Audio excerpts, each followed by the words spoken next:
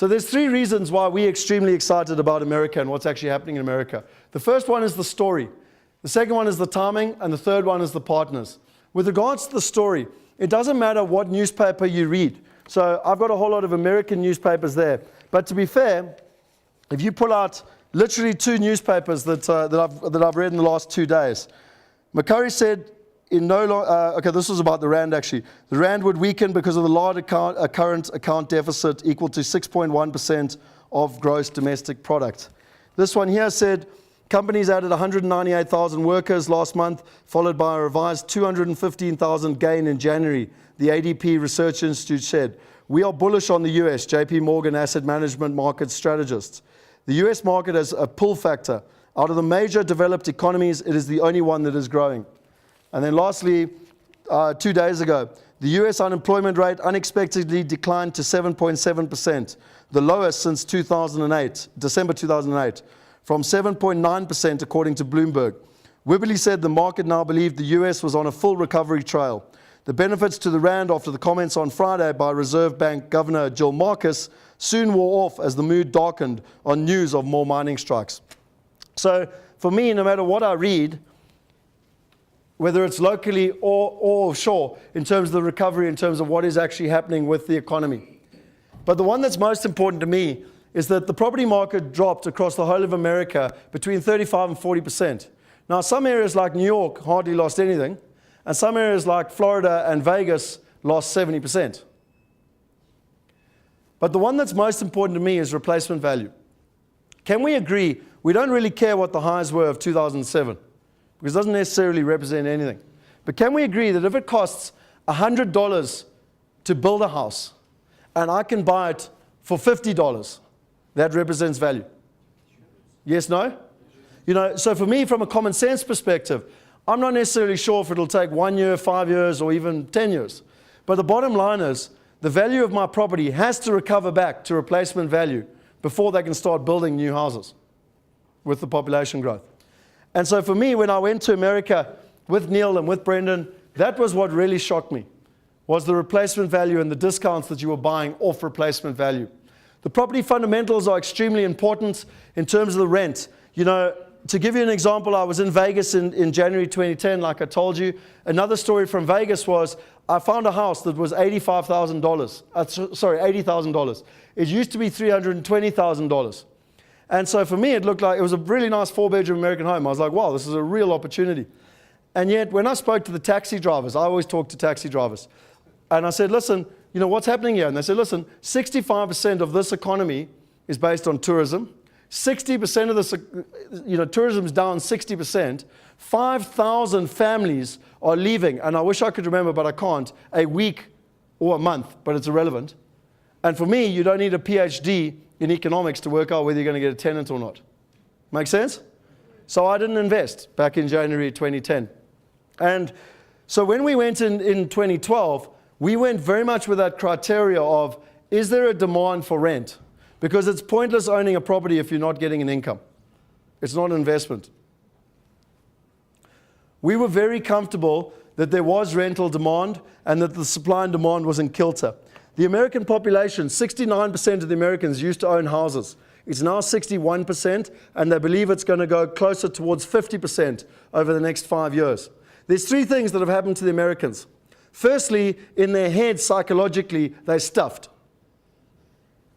About 8 out of 10 Americans we met actually have lost a house, whether it's the house they live in or whether it's an investment property. Now, you must understand, if you bought a house for R1,000,000 and it's now worth 500,000 Rand, you're not thinking that property is such a good thing to do right now. Right or wrong? Secondly, because they lost the house, it's messed up their credit score. So they can't get finance. Even if they can see the opportunity, they can't get finance anyway. And to be interesting enough, Neil and Dolph put on a education trip to Phoenix and to Vegas, which I went on, and Dolph actually told us on that trip that his credit rating is perfectly in order. He's a celebrity. He's got a number of properties, and even he can't get finance. Just to put it in perspective of how easy access to finance is.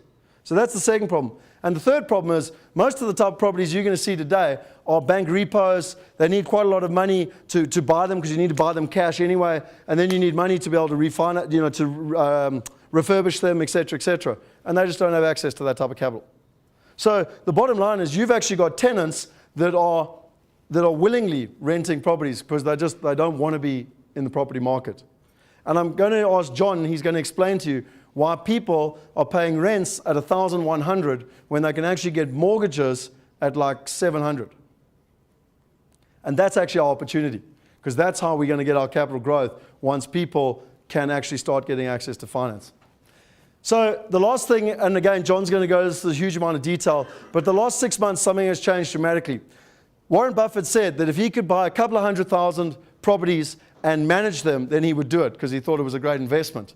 Wall Street listened to that, and they went out and they created funds with millions of dollars, billions of dollars actually, to go in and buy up opportunities in America. There's 7 of them at the moment, and they are literally going in and sapping up all the inventory. And it's making a massive impact on the market, and particularly for investors like you and me. And again, I'm going to ask John, he'll go into that in more detail in terms of what's happening. So in terms of supply and demand, whether you're talking about nominal or real, they are both in equilibrium in terms of the long trend line. The other thing for me that I found fascinating, and you might actually recognize the guy sitting in the front of the room over there. But Neil, myself, and Brendan looked at this house. Now, this is a 5-bedroom house, about 350 square meters under roof. What would you pay for that, even in an average to bad area in Johannesburg? 2 to 3 million. Is everyone happy with that? Anyone disagree with that? So when we saw this property, it was $135,000, which is about R1 million, or it was then in terms of exchange rate. So, having helped people invest in London and done it myself in London, Australia, you come along and you buy a 55 square meter rectangle in London and it costs you R4 million. And it's very hard to justify because with R4 million, you can buy a mansion back home. The nice thing in America is that I believe it's about 30% cheaper, like for like, as to what we're getting at home in South Africa. In terms of timing, a lot of people focus on this. Are we there? Are we there? Are we there? Are we there? Are we there? And the problem is that most people have analysis paralysis. They continually wait for the market to turn, and by the time the market's turned, they've missed the opportunity. So what I always have done is believed in focusing on the fundamentals. And a personal story here, I bought a house in London in March 2002. It was about 6 months after September the 11th. All my mates told me I'm absolutely mad because the oil, basically England was going to attack Afghanistan, oil prices were going to go up, inflation was going to go up, interest rates were going to go up. And I said, guys, I'm buying a 3-bedroom house, I can renovate it, put 2 extra bedrooms on, I'm going to get a net income of about 2.2 to 2.5 thousand pounds per month. My costs are about £1,300 per month. So even if interest rates go up, I've got a safety factor, and basically I'm going to buy it.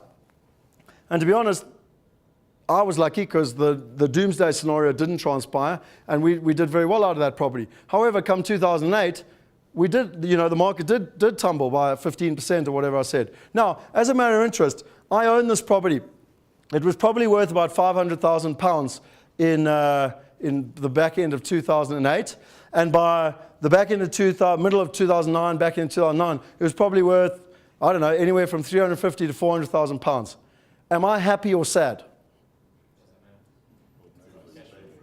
Depends what I paid for it. If you're going to hold it, it makes no difference. If I'm going to hold it, it makes no difference. What's your income? What's your yield over time? The bottom line is, my income is about £2,500 on that particular property. My mortgage was £270,000. And because my base rate was base minus 0.36, now base is 0.5%. So my interest rate was 0.14%. So I was paying £26 a month for my mortgage. I was paying £55 a month for my DSTV subscription. And to be honest, if you're earning £2,500 a month and your mortgage is down here, I hope that the English recession continues forever. Do you see that I don't really care about what happens with the capital values? For me, it's a cherry on the top. If you buy well, then you hold for the long term and you benefit from the passive income. And that's what I come back to with the timing. Everyone gets so confused. Is the market going up? Is it going down? Is Obama going to have an impact or not? Is quantitative easing going to have an impact or not? Don't worry about that stuff. Is this a good property? What is my return? Can I rent it? And is it sustainable? And if it ticks those boxes, awesome. So just to show you in terms of some of the timing, because some people have said to me, I've missed the boat. You know, this was out of the Phoenix newspaper. This is Valley house prices on the upswing. This I got out of the Wall Street Journal. Quite interesting. This is a bad quality graph because it's out of the newspaper. But before the crash, there were about 2 million homes on the market, plus minus at any one time. That was equilibrium. During the crash, over 4 million. Now it's getting back into equilibrium in terms of where we actually are. You can see our price in Phoenix over 20%. So just to answer the question there, a lot of people say to me, have I missed the boat?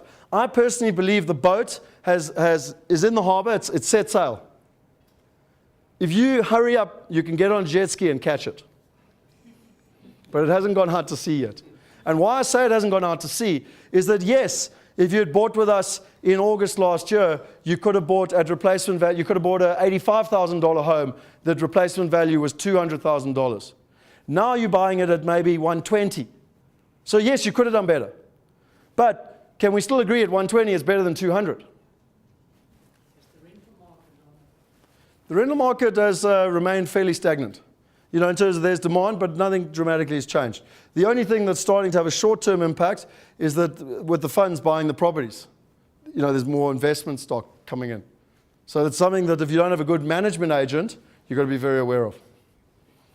And then lastly for me, and I believe this is probably the most important one, is that we're only as good as our partners. I want to live here in South Africa. I don't want to live in America. And so I have to have someone on the ground that's going to execute on the opportunity. And I love this research in terms of the laws of nature, but a bird flying on its own versus a flock of 25 birds, a bird flying in a flock can fly 70% further. So, you know, if you want to fly over to America and learn all the hard lessons yourself and do all your own due diligence and, you know, etc., that's fine. But we believe collectively that we can be a lot more efficiently together in terms of achieving our results. And the biggest thing for me was that we found partners on the ground that achieved 3 things. Firstly, they really cared. That's important. You know, they really care about their business and looking after clients and everything else. The second thing for me was that they provided a full solution. They found the property, they renovated the property, they managed the property, and they maintained the property. Because what I've found in my life with management agents is that if you deal with an estate agent that sells you a property, and they hand you over to their cousin, Auntie Mary, who's going to be your management agent, and you, by the time now you own the property and you come over here, and you were promised $1,000 a month, Auntie Mary goes, they're dreaming. I can only get you $600. Has anyone else experienced that? You know, so if it's all under one roof, the left hand says $1,000, the right hand has to deliver, or there's consequences. And the third thing for me that is absolutely critical is that they know how to deal with international investors. Now, finding a good management agent is virtually impossible. Finding a good management agent that knows how to deal with international investors virtually doesn't exist. And that's really what we specialized in terms of our partners. Long-term track record in terms of dealing with international investors and providing a turnkey solution. So just to kind of give you an overview, the 8 reasons for America: it's a mature first world market. It's got a common language. If you've ever tried to invest in Spain or China, you'll know what I'm talking about. It's got well-developed property laws. Interestingly enough, in South Africa, how long does it take legally to kick a tenant out if they're not paying? 6 months? Legally? Huh? 6 months? I'm not using the red ants. Anyone else? 6 months. We're happy with 6 months. Okay, so America is between 21 to 45 days, legally. Okay, and they've got things called a put-out crew. So basically what happens if the guy doesn't pay, the put-out crew arrives, they get all your furniture and they put it out on the verge. I'm not joking, I saw it with my own eyes. It's got enormous size. One thing I really like about America, even over London and Australia, is that in Australia, as an example, it's a small market, it's very transparent. Often if you find a good opportunity, it's already been seen by all the top Aussie investors already. Whereas America is massive. Do you know that we've got Joburg is an MSA, it stands for Metropolitan Statistical Area. We've got about 15 in South Africa. There's 340 in America. Okay, it's a massive place. And so even if the opportunity in one place runs out, there's no reason why our partners who are entrepreneurial by nature won't go and find another opportunity. So the one can keep going in terms of the size and the scale. It's easy to buy and sell. South Africa, plus minus 3 months if there's no strikes. Would you agree with me? 3 months, yeah? America? How long? 4 days. 4 days to transfer property. You buy it on the Monday, you own it by the Friday. We tell South Africans it takes 2 weeks because you can't fill in the paperwork quick enough. I'm dead serious. It's got nothing to do with Americans. Literally, it just takes us a bit longer to move our money and to fill in forms. It's easy to visit. We've got people in this room. I think Henny's on a 10-year business visa. Brendan's on a 10-year holiday visa. The bottom line is you can get 10-year visas. I'm on an Irish passport, so sorry for you. But anyway, it's easy to go. But bottom line is it's very easy to go in terms of it. Low taxes. We've actually got Relene. Relene, would you mind just standing up quickly so everyone knows? Relene is a good friend of mine and also part of the IPS team. She personally is a CA by background, and you know how much we all respect CAs in this country, and I mean that with sincerity. And she's also invested in 3 properties in America herself personally. So not only has she done the due diligence with regards to the tax on your behalf, but trust me, she did it for herself as well. So today when we finished, if you want to chat to Relene, she's going to just focus on tax. Is that fair? And then lastly, I've been through Clem Santa. It's low risk, high reward in terms of where we are. So just to summarize for me, I believe that it's got low asset values, a strong rand. Now people argue with me, but the rand's weak. But if you look at James Painter, it's very strong compared to where it's going. We can make a strategic investment rather than crisis management. We can control the variables. It's a great opportunity. There's great opportunities if you've got capital at the moment to unlock opportunity in America because they don't have capital. And lastly, with our foreign direct investment and our personal allowance, we can move up to 5 million rand per person per year. And I'll let Andrew talk about that now. Or your foreign direct investment allowance, if you've got a property business, you can actually move over 500 million. And this is a very simple graph for me, but just in terms of long-term trends, the rand's doing one thing, the cost's doing another thing, and the longer we wait, our problems are getting worse. So for me, when I got home in April, the first 2 people I spoke to, one was one of my best friends, one was my mother. And both of them said to me, it sounds too good to be true. Who's thinking that? We have 3 honest people, 4 or 5 honest people in the room. So I just want to delve into that because on your USB is a little ebook that I wrote. It's 73 pages long. Now, my uncle taught me a very good lesson when I was in my early 20s. He said, if you can manage the worst case scenario, then everything else is upside. Does that make sense? To be fair, Henny told me the exact same thing last year when I was looking to buy a family home.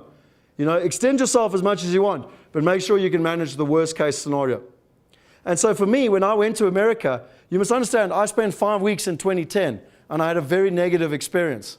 So when I went in 2012, I didn't go with rosy goggles on looking for opportunity.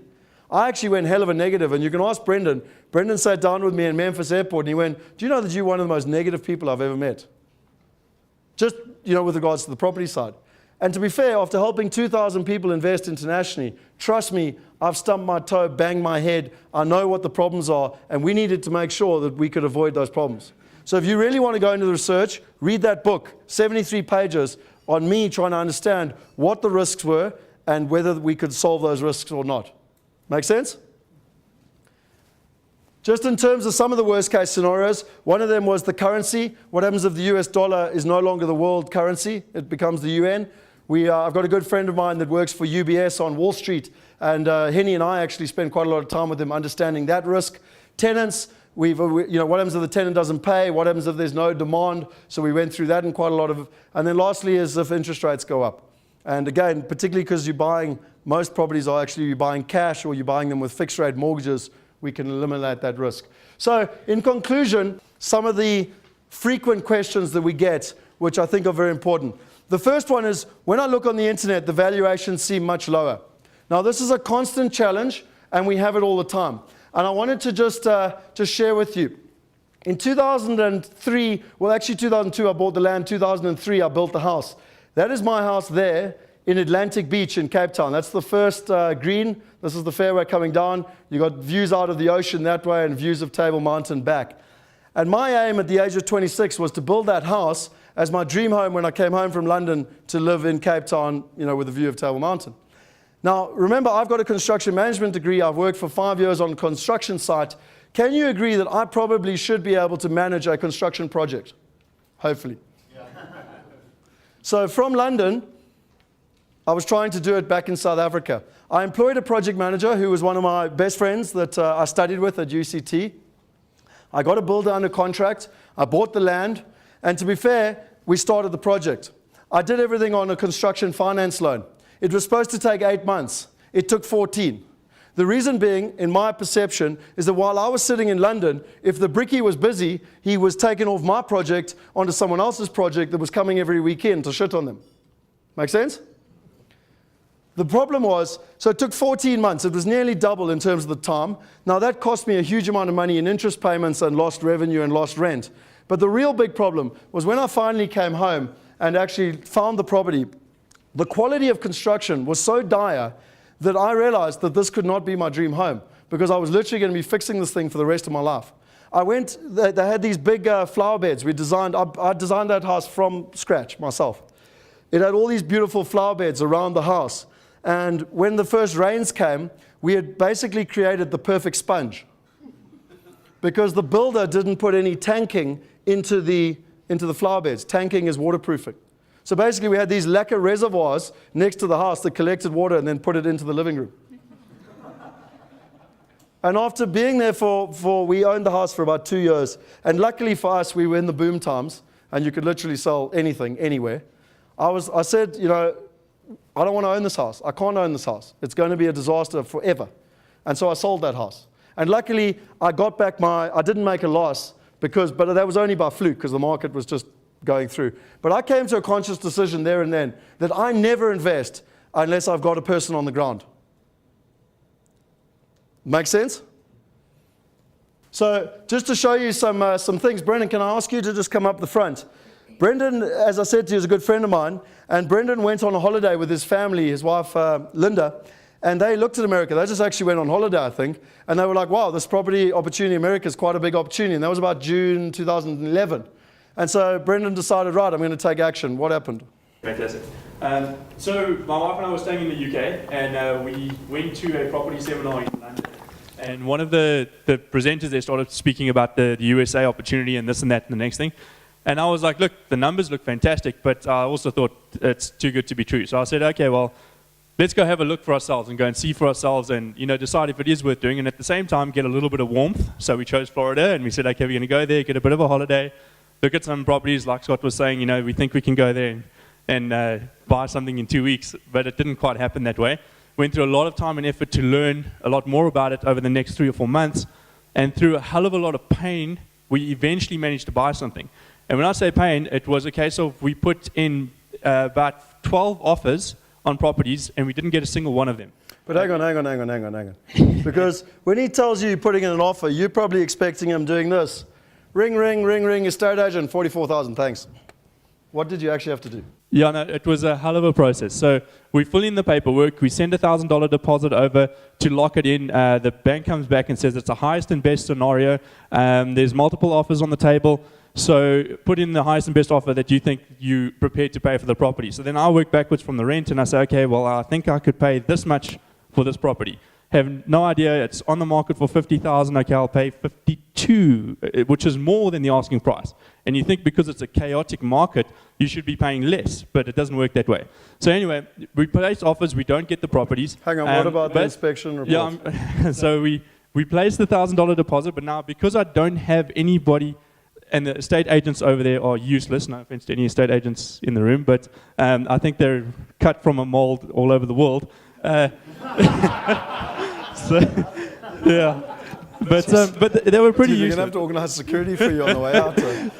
But I went through a lot of effort to try and educate the realtors that we were dealing with over there on what I actually wanted, and eventually we found a guy who presented us quite a few, and it was quite a difficult process. But because I didn't have anybody really that I could trust over there, I thought, okay, I will pay a third-party guy to go and do a home inspection report, because at least then I've got some sort of thing to work off of. So on every single property, I pay $250, send the guy out there, he does a report, I get it back, and then it's multiple offers, and then I got to try to get my deposit back afterwards.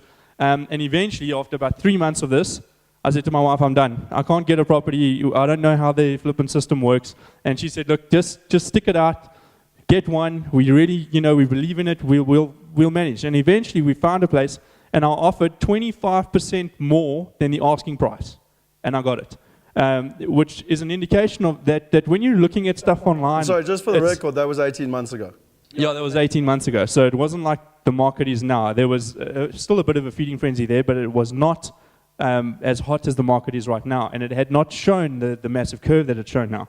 But it was a massive win for me to actually see, okay, geez, I bought one. And then it was another nightmare trying to find a managing agent from the other side of the world and vet them and get testimonials from their clients because they don't want to reveal who their clients are. So it was a very definite, massive learning curve for me to go through.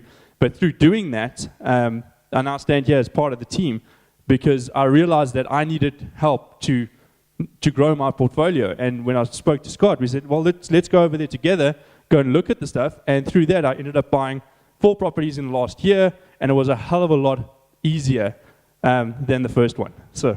No, appreciate it. Thank you very much, Brennan. So, guys, thanks, mate. I mean, at the end of the day, you can look at anything you want on the internet, but why not speak to the people that are actually doing it? And, so for me, the second story for me would be Dolph de Roos. We actually went on this buying trip, and we were given a whole lot of properties by a realtor, and we drove around physically, and we were on this buying trip, and this was a property that we looked at. So, ladies and gentlemen, you want to know why you don't buy stuff on the internet? Why you have to have the right information and the right partners? This house here, $50,000, 2,600 feet under a roof, so that's 260 square meters, 4-bedroom, 2-bathroom, and it's in a nice area. I mean, look at this, working class area, nice quality homes. I mean, I've looked at a lot of property in America, and to be honest, if 50,000, I would snap it up. But something was wrong.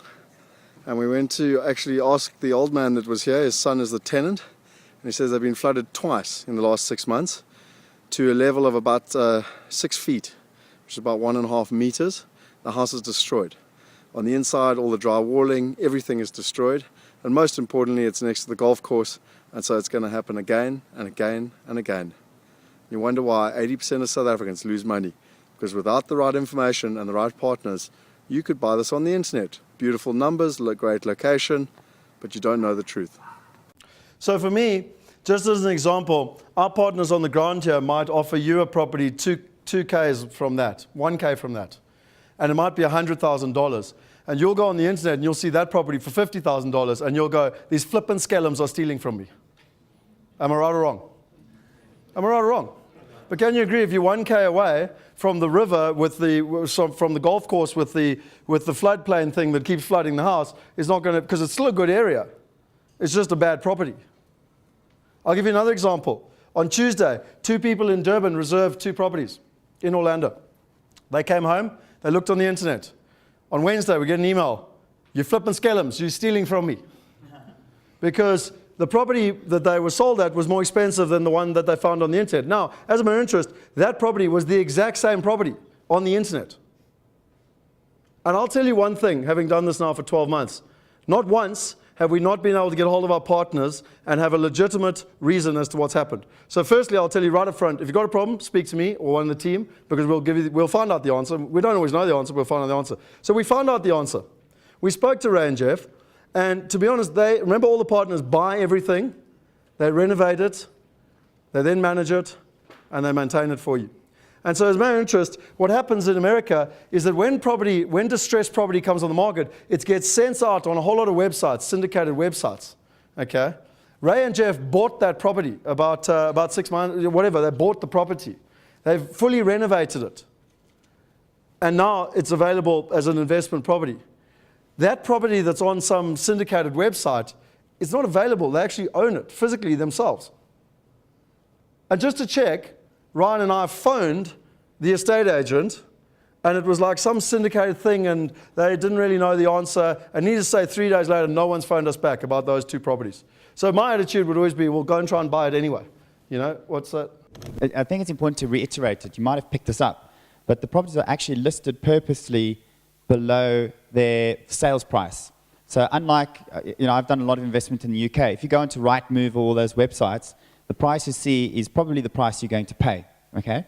But that's not the case in the States. So all these websites purposely list, the MLS, purposely list properties really cheaply to encourage what they call a bidding war, a bidding frenzy, and then the highest bidder gets the property. Does it make sense?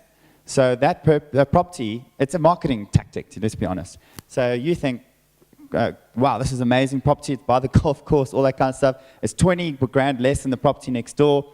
And then the guys who have syndicated the property or done the marketing or they're just affiliates or whatever, they go, yeah, but you need to put 20 or 30 grand in. All that being said, there's many other reasons as well. I actually wrote the email back to the client. It was as a mini ebook, which I'm sure we could put on the next USB, or if anyone's got concerns about that, I feel like I'm a bit of an expert on that now after spending the whole day with the guys yesterday. But it's important to know this because just because the system works one way here doesn't mean it works the same way there, okay? So if you do have a query, the best thing you can do is talk to us. I mean, I'll give you another example. Linda and I had a conversation on Wednesday, and to be honest, right in the beginning, you get quite concerned because basically RJ in Atlanta found a house for Linda at 110, and she went on the internet and found one in the same road for 85. And so immediately, it's the same, yeah, so for 85. So immediately your flags go up and you're like, well, what's happened? We phoned RJ and it was a short sale. Now we'll go into a bit more detail later what a short sale is, but basically it's where someone owed R1 million to the bank. The value is now 500,000 and they basically go into a distressed situation and the bank agrees to write down the loan. They get a bad credit rating, but it can take months and months and months. And so when we spoke to RJ, he actually said, well, I already own the short sale. Like I've already got the option. Like no one can buy that property. I've got it basically. And then he said, well, I don't know what I can bring it to market for because I haven't stepped inside it. And on average, they're spending about $15,000 per property on renovations. Do you see what it is? So all I'm trying to say is no matter what the concern is, when we speak to the guys on the ground, we can find out what the concern is. Now, for those people that want to fly over to America, find the property themselves, find the construction crew themselves, find the management agent themselves, then maybe we're not that person. We're not the people to help you. Because we got guys on the ground that are helping you through holding your hand through all those steps. Have you ever heard that saying, you don't know what you don't know? Right? Have you heard that before? Well, if you didn't know that saying, now you do know that. But the point is, even if you did it on your own, look, I'll talk about something about the inner circle later, but I used to speak for an organization called Rich Dad Poor Dad. Have you heard of that? Some chap called Robert Kawasaki or something. But the reality is, even though I had some of the best connections in the UK, I still chose not to invest myself, my own time. I don't know about you guys, but I run a business and I work with Scott and I do things. My day rate is £2,000 a day. And if it took me 3 months to find a property, 2 months to find a tenant and a management agent, that's when it goes well. I have to factor in all the time that my day rate would have been in the cost of the purchase. Does that make sense? Just because you think you're doing it for free, you have to put your time in that.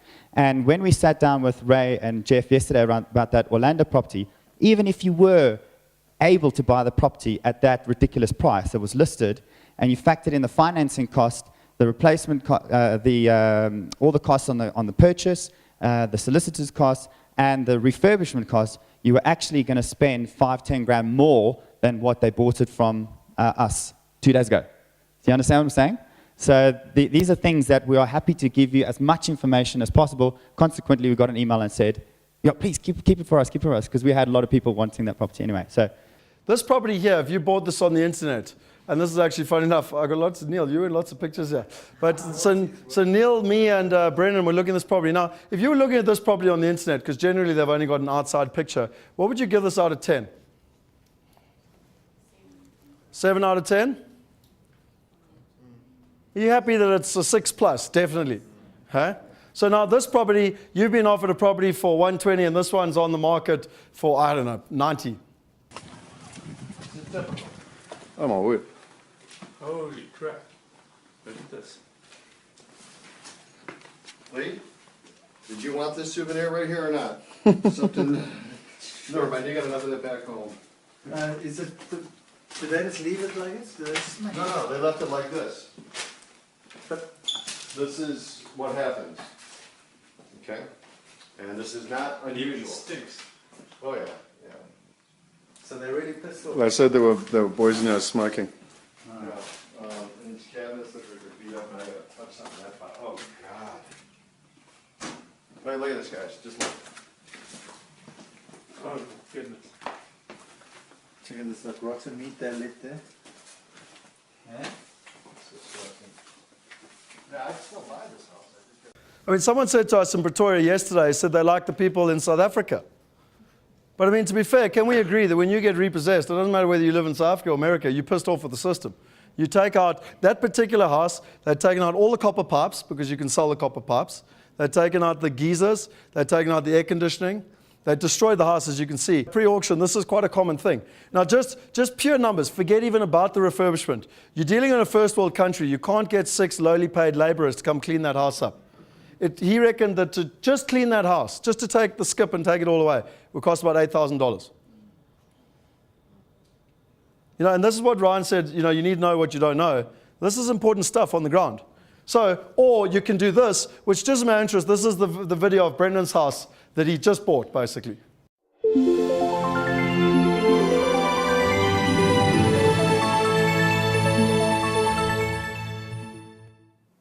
Hi, this is Anthony Salmeri with National ERA Servicing. I am at 195 Long Drive in Covington, Georgia.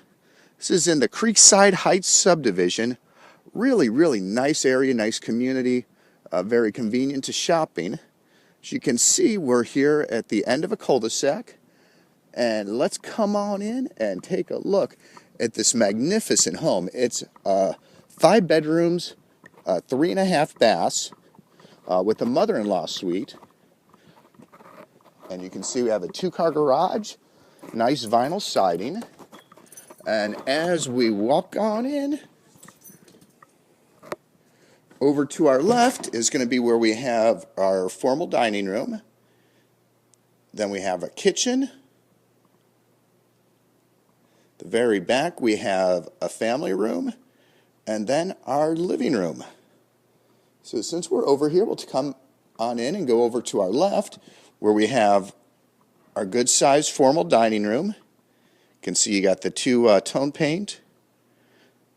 Then throughout the house, we have the brand new frisé carpet, which is really nice. And just across from that takes us to the living room. This looks out into the front yard. Then now, as we come down the hallway, just behind the living room is where we're going to have our sunken family room. Here we got a nice gas wood-burning fireplace, some windows that look out to the backyard, and a ceiling fan and light fixture. Then that's going to lead us over to the eat-in kitchen, where here we have a door that goes out to the back deck. Then nice oak cabinets with new white appliances. You can see you got a lot of cabinet and counter space. Guys, I think you get the point. The bottom line is it's chalk and cheese between the two. And really you need to understand what it is that works for you. But for us, all I would say is that if you do have a concern, come and talk to us, because never once have we been let down in terms of knowing what's happening. Secondly, what's in it for IPS?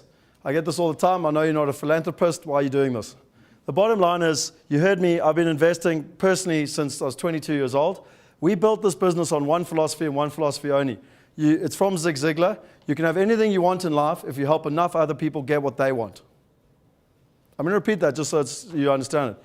You can have anything you want in life if you help enough other people get what they want.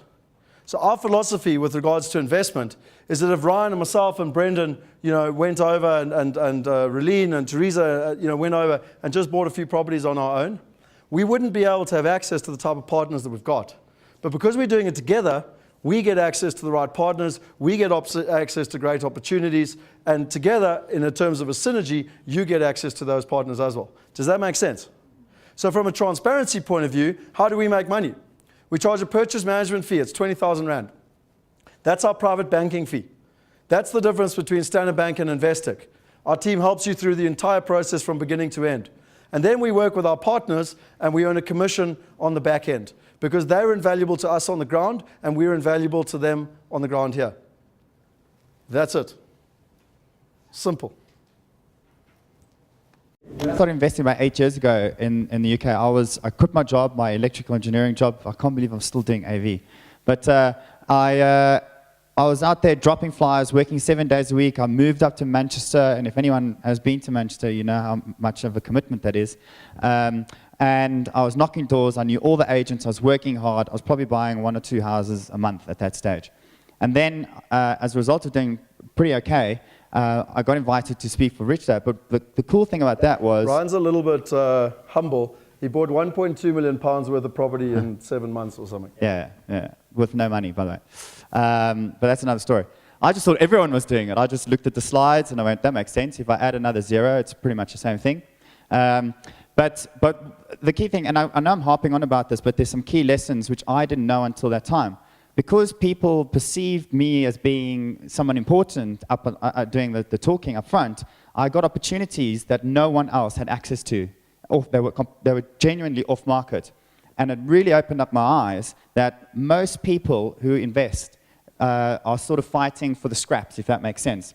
Guys like RJ, the guys at the back of the room, you know, they get first dibs on repossession properties in the local areas. That's it.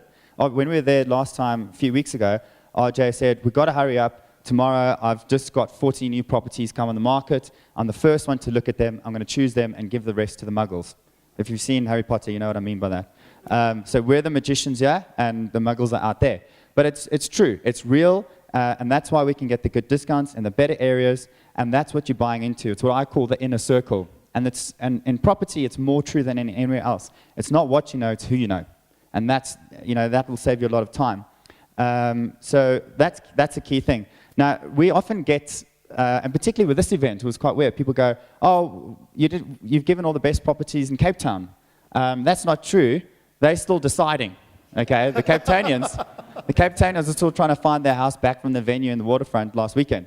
But I'm allowed to say it, I'm Cape Townian.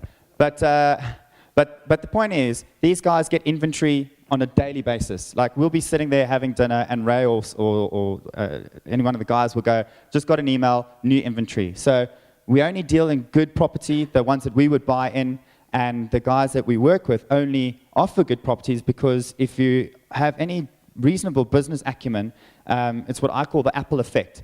You know, anyone who's bought an Apple Mac becomes a raving lunatic. You must buy an Apple, you must buy an Apple. They're ridiculous. I'm one of them. So, you know, if Tony, for example, buys a product, or Neil buys a product, and it's a good product, do you think they're going to come back and ask for more? Of course they are, right? And it's much cheaper to do business like that if you get a high referral rate. So I wanted to kind of knock that on the head as well. I think, to be honest, you've reminded me. I mean, at the end of the day, our philosophy is to help people build global portfolios. If you're in the room, you want to buy one house, you know, maybe go deal with an estate agent. We're in the game of, you know, and on that same analogy, you know, what is the point of selling you a piece of rubbish and trying to make a quick turn on a commission? Does that make sense? You know, we're much more in the game. We pride ourselves on what happened over the last 3 days, which is people that have already invested and they come back to the event and they buy more. So that really is our philosophy in terms of where we're going. One of the big things that people ask about is management and maintenance. It's a very big concern for most people. You know, if your house is in Johannesburg, you arrive with a baseball bat if the tenant's not paying, and you know you can fix the tap if it's leaking. The bottom line is it's over, you know, a long way away and you can't do anything about it.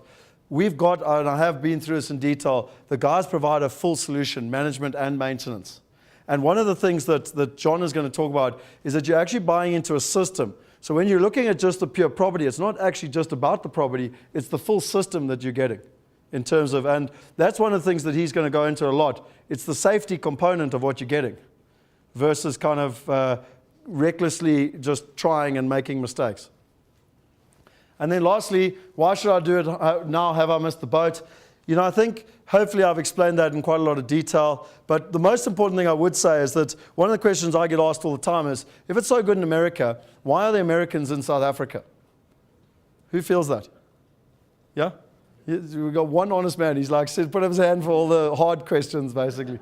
No, it's a very good question. And I think there's a very simple answer to that. You know, at the end of the day, they do not need us. And I'm sorry to be crude or whatever, but the market is moving, and you're going to hear about it after tea. But for us, we've helped a lot of clients invest in the last 12 months. And at the very start, I was like, right, now most of the clients have invested with sight unseen. So I was like, right, please come out and actually sit down and just shake their hand so they know who they're dealing with on the other side of the ocean. Then what happened is we kept going over every quarter, and people used to want to come, they'd say, oh, when's your next trip? So we basically started creating buyer's trips. We've never done them before, but we created buyer's trips. And very interestingly enough, on the buyer's trip in February, Ryan had a good idea. I can't remember if it was Ryan or who had the idea, but Jaco, Ryan's idea. And he just said to the guys right up front, he said, what was your trust factor of us before you came on the trip? And to be honest, most people said it was between 0 and 3. Okay? And by the time in fact, is Bev in the room? No, they have to go away. Okay, so Stuart and Bev are two of our clients. They did a credit check on me. Okay, I'm not so happy about that, because if you have more than 3 credit checks in a year, your credit rating actually goes down. I don't know if you know that. But anyway, they did. That's how much due diligence they did on us. They came on a buying trip, and of every single person that came on the buying trip, they gave us 10 out of 10, including every client. Stuart and Bev bought 2 properties, just as an example. So what frustrated me was with, the 10 or 12 people that are coming over and meeting the clients, seeing the property, they're all happy, basically. And so I was like, guys, come out to South Africa, because most of us are too busy to get on an airplane and fly to America for 10 days. Am I right or wrong? So that's why they're here. So we basically begged and pleaded them and bribed them with great white sharks and lions and rhinos and elephants and stuff. And seriously, tomorrow we're off to the game reserve to show them the lions. So that's really the basis as to why they're here.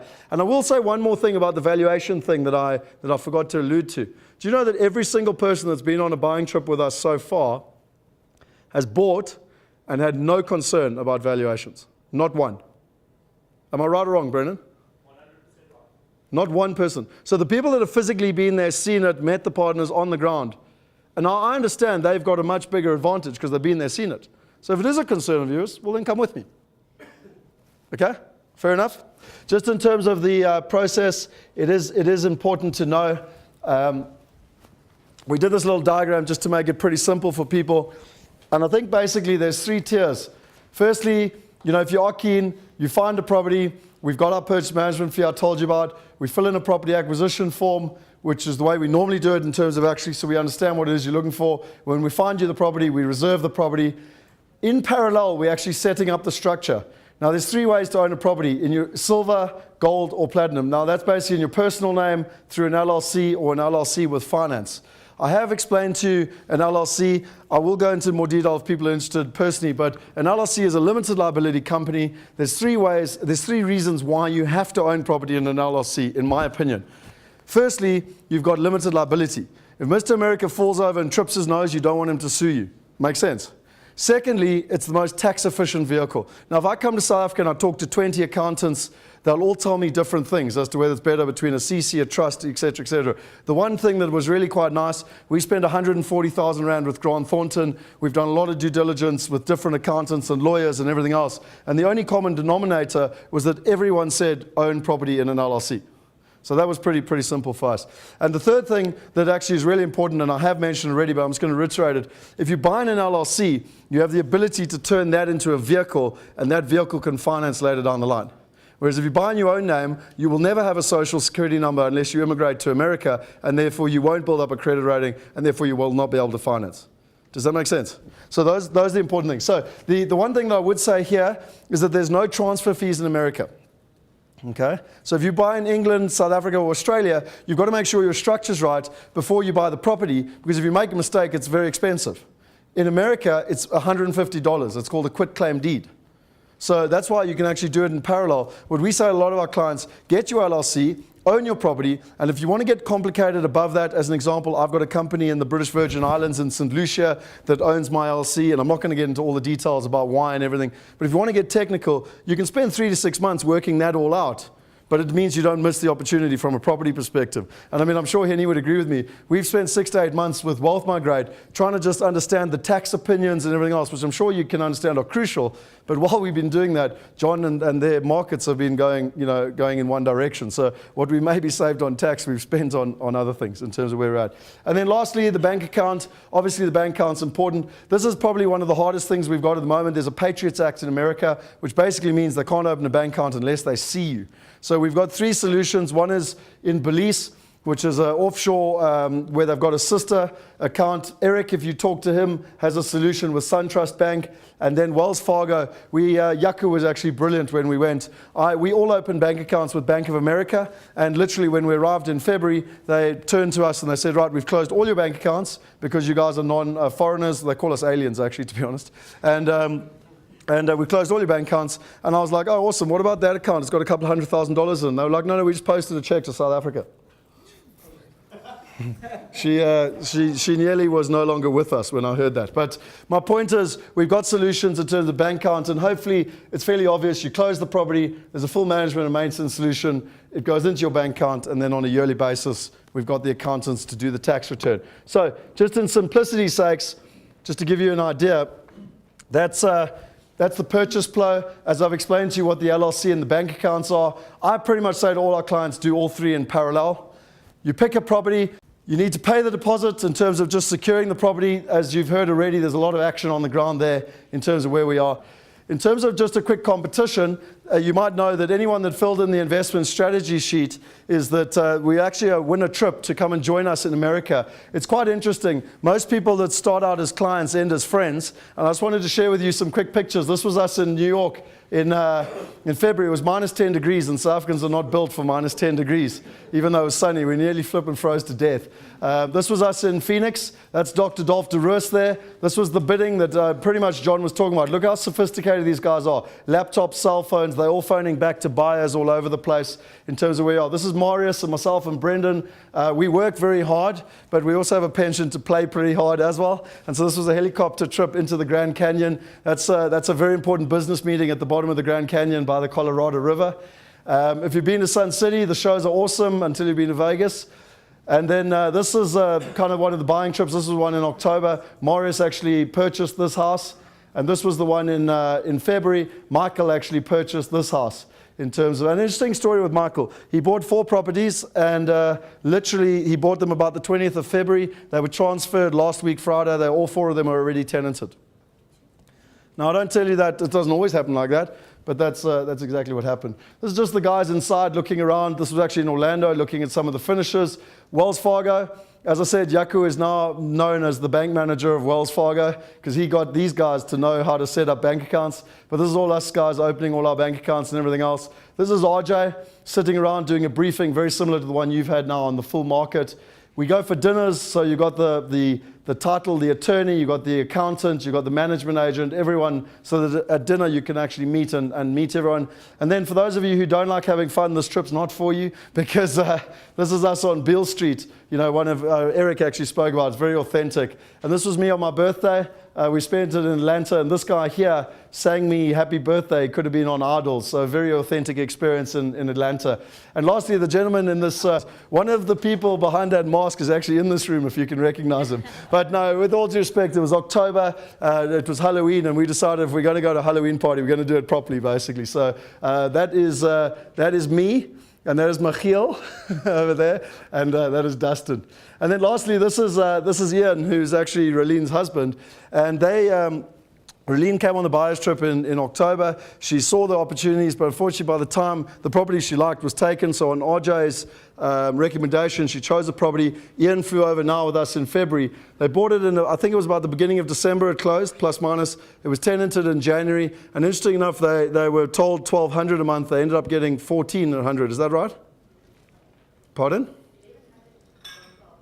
So they were told $1,100, they got $1,200. So it doesn't always happen, but it's just the guys like to be conservative.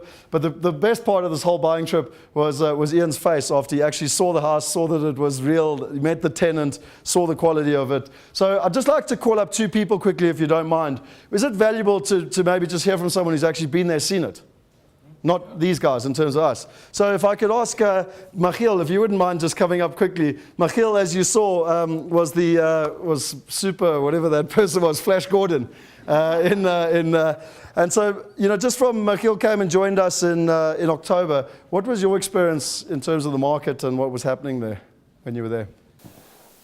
My experience there was in Atlanta. It was moving very fast. We saw that now in the last 4 months. In Orlando, it was a bit different. I wasn't so inclined to Orlando, but you can see there's a lot of people going there. And then the interesting surprise was Memphis. I didn't think of Memphis at all. At the end, I didn't buy there, but I think it's also a pretty interesting market with the FedEx there and all the blue-collar workers. But all in all, it's a very fast-moving market. And I think the other thing that I can say for Scott as well is that I've also researched the competition quite well, and you must be very careful what you do. I actually went and saw other properties, and my experience was that I saw the internet brochure and I actually went to the physical house, which was on the internet and was definitely different. So you must be very careful with that. So that's my experience. Awesome. Thank you very much, Michiel. Just before you leave, only 1 in 1% of South Africans actually retire financially free. And so we'd like to award you as an international property investor with a little trophy from us. So thank you very much. Cheers. And then, Kurt, I'd like to give you a trophy as well. Just from our side, Kurt's also invested. Kurt's invested sight unseen, and if you don't mind, would you mind sharing for 30 seconds? Yeah. What's your experience been? You haven't had the privilege of going over. What's it been like? From this side, dealing with Kristen and the rest of the team. Yeah, thanks, Scott. Yeah, Kristen and the team have been great. We only met today, and yeah, I went out and I bought blind, and I must say the service that we've got from you guys was very good, and I'm definitely gonna stick with you guys for the future. I really appreciate it. Well, here's your trophy. Thank you very much. So, ladies and gentlemen, that's everything from our side. I think just to remind you, about 70% of people actually buy. They don't come on the buyer's trip. If you can, fantastic. If you can't, someone like Kurt does it from home. I'll just finish off with something. When we started buying in August 2012, the rand was at 8.11. The prices, this is just an Atlanta's example, were an average about 85, about 690,000 rand. In October, they were 886. The price has gone to about 95. It was a 22% increase. We tried to predict where we would be by kind of February. And interesting enough, the rand was we predicted 925. We were wrong. It was 910. The price we predicted, considering the trend, was about 115. We were wrong. It was 120. So the people that actually took action in August had made about a 58% return. Now, with all due respect, I'm an educated, intelligent person. I understand that is not a profit that's been banked. But can we agree it's better if the trend is going in the right direction? Yes, no? And just a matter of interest, continuing that, we were just trying to work out what the difference would be even in terms of another couple of months, and we call that the procrastination price in terms of the returns and what is actually happening. So just to confirm, you've got the process flow. The most important thing to get started is to get the LLC set up, to pick a property, to pay the deposit. Chat to the team, please, in terms of what's on offer today. Okay, the last thing I'd like to say is it's an honor and privilege to have so many of you in the room. It's taken a huge amount of work and effort to put this together, but hopefully you've learned quite a lot of information today. Go and chat with the individuals one-to-one and actually get your solutions solved. But most importantly, go out here with a smile on your face as a passionate South African. So thank you very much.